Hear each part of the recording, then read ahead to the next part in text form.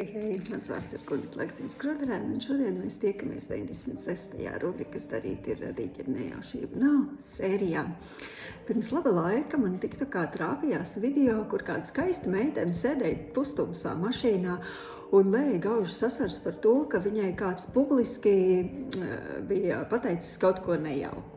Pēc kāda laika man tā pati meitene trāpījās vēlreiz atkal lejot asars, tikai šoreiz no aizkustinājuma, ka viņai kāds bija pateicis kaut ko jauku. Un tā laiku pa laikam man trāpījās šīs meitenes video, un es viņai sāku piesakot, nezinot, kas viņa tāda ir.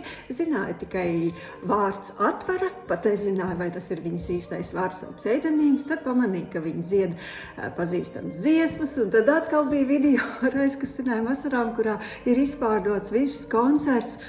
Un burtiski pirms dažām dienām es uzzināju, ka viņa startē Eirovīzijā. Un ļoti daudzus gadus nebija sekojusi tam, kas notiek Eirovīzijā un latviešu atlasēja Supernova, bet viņas dēļ aizvadītajās brīvdienās skatījos un turēja īkšķus, un tad, kad ieraudzīja, ka viņai ir 7.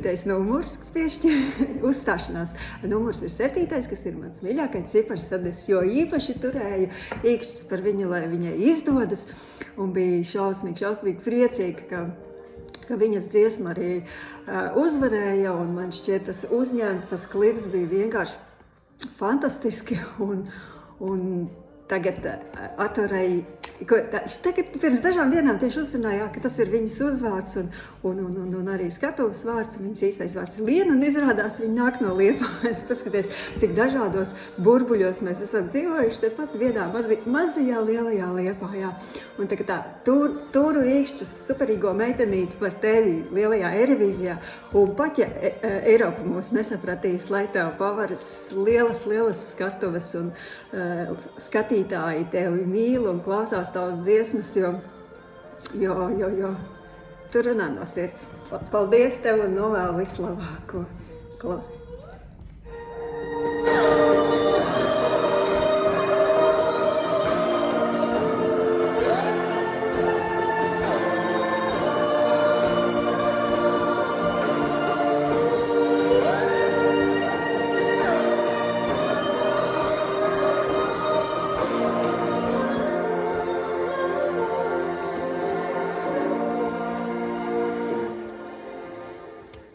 Nu, čau, līdz nākamreizei, atā!